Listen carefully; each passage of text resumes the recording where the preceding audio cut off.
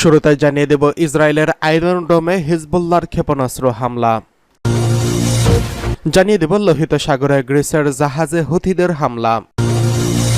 এছাড়া রয়েছে এবার ইসরায়েলের বিরুদ্ধে গণহত্যার মামলা করল স্পেন। জানিয়ে দেব মধ্য গাজার স্কুলে ইসরায়েলের বিমান হামলা নারীসহ নিহত অন্তত ৩৩। সর্বশেষ জানিয়ে দেব ইসরায়েলের ভয়াবহ হামলায় নুসৈরাতের মেয়র নিহত। ইসরায়েলের আয়রন ডোমে হিজবুল্লাহর ক্ষেপণাস্ত্র হামলা। লেবানন ভিত্তিক হিজবুল্লাহর গোষ্ঠী দাবি করেছে যে তারা ইসরায়েলে আয়রন ডোম বিমান প্রতিরক্ষা ব্যবস্থায় ক্ষেপণাস্ত্র হামলা চালিয়েছে। ইসরায়েলের উত্তরাঞ্চলে ওই প্রতিরক্ষা ব্যবস্থার আহ্বান জানান। একটি ভিডিও ফুটেজে দেখা গেছে যে একটি আয়রন ডোমে আঘাত হেনেছে। উত্তর ইসরায়েলের রামত নাফতালি শহরের কাছেই আয়রন ডোম অবস্থিত। টাইমস অফ ইসরায়েলের এক প্রতিবেদনে বলা হয়েছে এই হামলায় তেমন কোনো ক্ষয়ক্ষতির বিষয় কিছু জানায়নি ইসরায়েলি বাহিনী। গত ৭ই অক্টোবর ইসরায়েলের সীমান্তে প্রবেশ করে আকস্মিক হামলা চালায় ফিলিস্তিনি স্বাধীনতাকামী সংগঠন হামাস। এরপরেই গাজায় পাল্টা আক্রমণ চালায় ইসরায়েলি বাহিনী। গাজায় ইসরায়েলি বাহিনীর তাণ্ডবে নিরীহ ফিলিস্তিনিরা প্রাণ হারাচ্ছেন। নারী পুরুষ এমনকি ছোট ছোট শিশুরাও এসব হামলা থেকে বাঁচতে পারছে না। গাজায় এখন কোনো স্থানই আর বসবাসের যোগ্য নেই। প্রায় সব স্থানেই হামলা চালিয়ে অবরুদ্ধ এই উপত্যকাকে যেন এক মৃত্যুপুরীতে পরিণত করেছে ইসরায়েলি বাহিনী।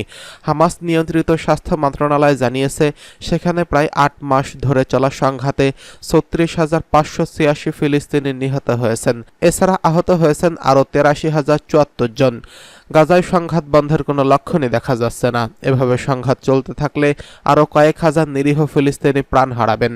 গাজার সংঘাত শুরুর পর থেকেই ইসরায়েলে হিজবুল্লাহ এবং হুতিদের হামলা বেড়ে গেছে। একই সঙ্গে হিজবুল্লাহ এবং হুতিদের বিরুদ্ধে ইসরায়েল থেকে হামলার খবর পাওয়া যাচ্ছে।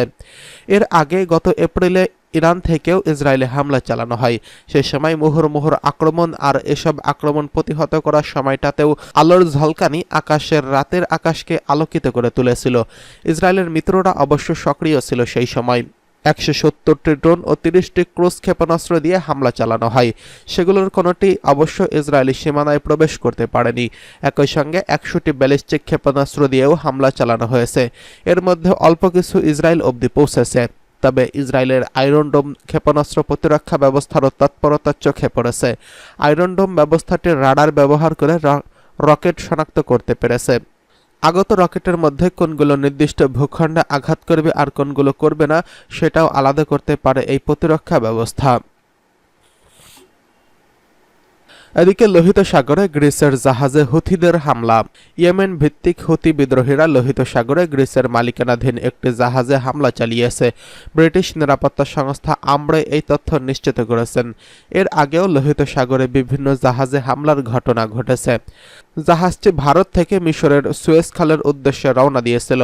তবে এই জাহাজটির নাম না জানিয়ে আমব্রে বলেছে এটি পূর্ব আফ্রিকার ইরিত্রিয়া থেকে ১০০ নটিক্যাল মাইল পূর্বে থেমেছিল। জাহাজ এবং ক্রুদের অবস্থা জানা যায়নি। হুথিরা বুধবার লোহিত সাগর এবং আরব সাগরে ৩টি জাহাজে এবং ক্ষেপণাস্ত্র ড্রোন হামলা চালিয়েছে। এর মধ্যে একটি মার্কিন জাহাজও রয়েছে বলে হুথির সামরিক মুখপাত্র ইয়াহিয়া সারি নিশ্চিত করেছেন। মূলত হামাস ও ইসরায়েলের মধ্যে যুদ্ধের ঢেউ গিয়ে পড়েছে লোহিত সাগরে। গাজায় বোমা হামলা শুরুর পরপরই উত্তেজনা ছড়িয়ে পড়ে লোহিত সাগরে। কারণ বিদ্রোহী গোষ্ঠীগুলো হুথি সেখানে বাণিজ্যিক জাহাজ লক্ষ্য করে হামলা শুরু করে। বিদ্রোহী গোষ্ঠীকে সমর্থন দিচ্ছে ইরান। ফিলিস্তিনের পক্ষে সমর্থন জানাতেই সেখানে হামলা শুরুর ঘোষণা দেয় হুথি বিদ্রোহীরা। তাদের দাবি গাজায় যুদ্ধবিরতির পাশাপাশি মানবিক সহায়তা প্রবেশ করতে দিতে হবে। তবে গাজায় এখনও যুদ্ধবিরতিতে রাজি হয়নি ইসরায়েল। এদিকে অবরুদ্ধ এই উপত্যকায় নুসৈরাত শরণার্থী শিবিরে হামলা চালিয়েছে ইসরায়েলি বাহিনী। সেখানে একটি স্কুলে আশ্রয় নেওয়া বাস্তুহারা লোকজনের উপর হামলার ঘটনায় কমপক্ষে ২৭ জন নিহত হয়েছেন। এছাড়া আহত হয়েছেন আরও বেশ কয়েকজন। সরকারি মিডিয়া অফিস এই তথ্য নিশ্চিত করেছেন। হামাস নিয়ন্ত্রিত স্বাস্থ্য মন্ত্রণালয় জানিয়েছে সেখানে প্রায় ৮ মাস ধরে চলা সংঘাতে ৩৬,৫৮৬ জন ফিলিস্তিনি নিহত হয়েছেন। এছাড়া আহত হয়েছেন আরও ৮৩,০৭৪ জন। এবার ইসরায়েলের বিরুদ্ধে গাজায় গণহত্যার মামলা দিল স্পেন। ইউরোপীয় ইউনিয়ন দেশ হিসেবে প্রথম আন্তর্জাতিক বিচারিক আদালতে ইসরায়েলের বিরুদ্ধে করা দক্ষিণ আফ্রিকার মামলায় যোগ দেওয়ার ঘোষণা দিয়েছে স্পেন। বৃহস্পতিবার দেশটির পররাষ্ট্রমন্ত্রী হোসে ম্যানুয়েল আলভারেজ এই তথ্য নিশ্চিত করেছেন। ইউরোপীয় ইউনিয়ন আরও দুটি দেশ আয়ারল্যান্ড ও নরওয়ের সঙ্গে ফিলিস্তিনকে রাষ্ট্র হিসেবে স্বীকৃতি দেওয়ার সপ্তাহখানেক পর এই সিদ্ধান্ত জানালো স্পেন। এখন কলম্বিয়া, মিশর ও তুরস্ক সহ বেশ কয়েকটি দেশের সঙ্গে পেদ্রো সানচেজের একটিও আনুষ্ঠানিকভাবে ইসরায়েলের বিরুদ্ধে মামলায় যোগদানের অনুরোধ জানাবে। এর আগে দক্ষিণ আফ্রিকার সঙ্গে যোগ দিয়েছিল উত্তর আমেরিকার দেশ মেক্সিকো ও চিলি। সংবাদ সম্মেলনে স্পেনের পররাষ্ট্রমন্ত্রী বলেছেন, আইসিজে গাজায় রাফা শহরের হামলা চালানো বন্ধ করার সময় রায় দিলেও ইসরায়েলি বাহিনী তা অগ্রাহ্য করে একের পর এক আক্রমণ চালিয়ে যাচ্ছে। এই কারণেই আমরা ইসরায়েলের বিরুদ্ধে ওই মামলায় যোগ দেওয়ার সিদ্ধান্ত নিয়েছি। তিনি আরও বলেন, আমরা ইসরায়েল হামাসের সংঘাতে আঞ্চলিক সম্প্রসারণকে গভীর উদ্বেগের সঙ্গে পর্যবেক্ষণ করছি। স্পেন শুধু গাজা ও মধ্যপ্রাচ্যের শান্তি ফিরিয়ে আনতে নয়, আন্তর্জাতিক আইনের প্রতি দায়বদ্ধতা থেকেও এই সিদ্ধান্ত নিয়েছে। তাদের একমাত্র লক্ষ্য হল যুদ্ধের অবসান ঘটানো এবং দ্বিরাষ্ট্র সমাধান করার কার্যকর পথে আগানো। গত বছরের 7 অক্টোবর হামাসের হামলার প্রতিশোধ হিসেবে ফিলিস্তিনের অবরুদ্ধ গাজা উপত্যকায় বর্বর সামরিক অভিযান চালিয়ে যাচ্ছে ইসরায়েলি বাহিনী। এতে এখন পর্যন্ত প্রাণ হারিয়েছেন 36,000-এরও বেশি ফিলিস্তিনি, আহত 81,000-এরও বেশি। হতাহতদের বেশিরভাগই বেসামরিক নাগরিক। এমন পরিস্থিতি বিশ্বজুড়ে যুদ্ধবিরতির আহ্বান জানানো হচ্ছে। এদিকে মধ্য গাজার স্কুলে ইসরায়েলে বিমান হামলা, নারী ও শিশুসহ নিহত 33। মধ্য গাজার নুসৈরাত শরণার্থী শিবিরে একটি স্কুলে বিমান হামলা চালিয়েছে ইসরায়েল। এতে 12 নারীসহ শিশুসহ অন্তত আহত হয়েছেন 33 জন। স্থানীয় সময় বুধবার রাতে এই হামলা চালানো হয়েছে ইসরায়েলি বাহিনী। কাতার ভিত্তিক সংবাদ মাধ্যম আল জাজিরা এক প্রতিবেদনে এই তথ্য জানিয়েছে। ওই স্কুলটি পরিচালনা করত জাতিসংঘের ফিলিস্তিনি শরণার্থী বিষয়ক সংস্থা UNRWA। হামলার সময় স্কুলটিতে বাস্তুচ্যুত অনেক ফিলিস্তিনি অবস্থান করছিলেন। অন্যদিকে ইসরায়েলি সেনাবাহিনী বলছে স্কুলটিতে হামাস যোদ্ধারা আশ্রয় নিয়েছিলেন। অক্সফাম ইন্টারন্যাশনাল জানিয়েছে, ইসরায়েলি বাহিনী জাতিসংঘের একটি স্কুলে শিশুসহ কয়েক ডজন লোককে ঘুমন্ত অবস্থায় হত্যা করে।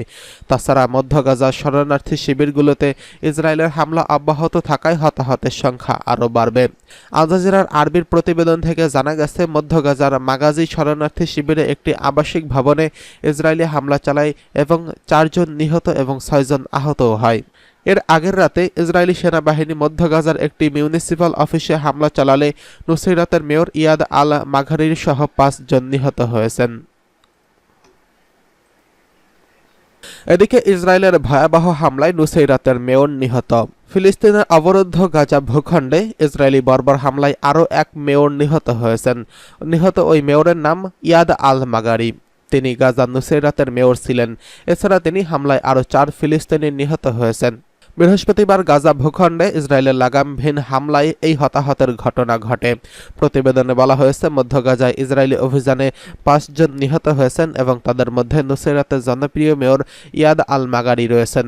পৌরসভা দপ্তরে ইসরায়েলি বাহিনী হামলা চালালেও তারা প্রাণ হারান। সোশ্যাল মিডিয়া প্ল্যাটফর্ম এক্সে দেওয়া এক পোস্টে ইউরোমেড হিউম্যান রাইটস মনিটরের চেয়ারম্যান রামি আব্দুল নিহত আল মাগারিকে গাজা উপত্যকার সবচেয়ে সক্রিয় মেয়রের একজন বলে অভিহিত করেছেন। এছাড়া গাজার মিডিয়া অফিস নুসৈরাতের মেয়রকে হত্যার নিন্দা জানিয়েছেন।